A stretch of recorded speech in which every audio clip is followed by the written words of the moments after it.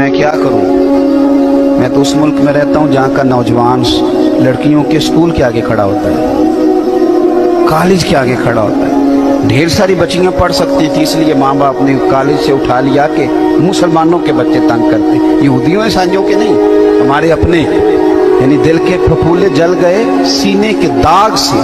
और देखो मेरे घर को आग लग गई, घर के हमारे बच्चे। और याद रखना, जिसके घर में बेटी होती है ना, मैंने अपने सर पे कभी बड़े बाल नहीं रखे, छोटे से बाल रखता हूँ। मेरी 7 बहनें। एक दिन मैं सड़क पे खड़ा था, शायद 6ठी क्लास में पढ़ता था, तो मैंने बालों को बड़ी कंघी की, जेब में कंघी होती है, एक वक्त होता है ना बंदे को। मैं कंघी कर रहा था तो मेरे अब्बा जी भैंसों का चारा लेके आ रहे थे, तो एक बात उन्होंने मुझे सड़क पे बुला के कही।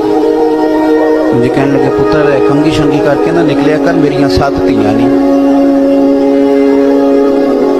अगर तू किसी के घर देखेगा तो पता नहीं क्या बनेगा। वह खत्म हो गई बात, कभी बाल ही नहीं रखे, खत्म हो गई बात उसके बाद, और कभी ख्याल ही नहीं आया। ये आप अपना घर महफूज करेंगे अगर आप किसी के घर की हिफाजत करेंगे।